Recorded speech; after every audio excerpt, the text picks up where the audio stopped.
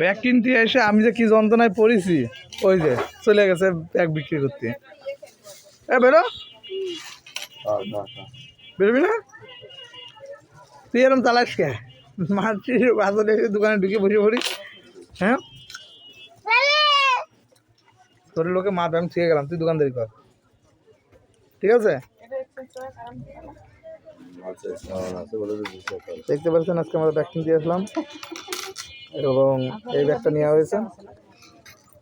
ফার্স্টে এই ব্যাগটা নেওয়ার কথা ছিল, তবে ডিজাইনটা একটু ওল্ড ভার্সন, যার কারণে এটা দেখানোর পরে এখন মধু বলতেছে এইটা নেবে 1400 টাকা ব্যাগের প্রাইস।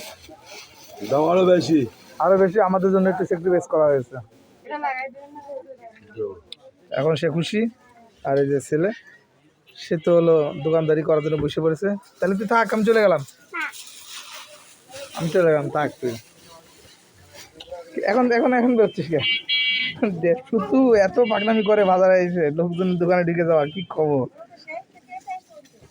তোমাদের ব্যাগ নেওয়া কমপ্লিট। ব্যাগটা খুবই ভালো,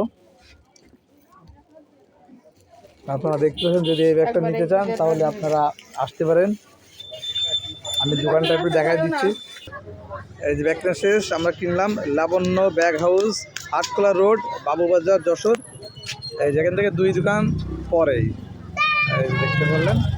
টাটা দিছো? ওকে, ব্যাগ নিয়ে কমপ্লিট, চলো।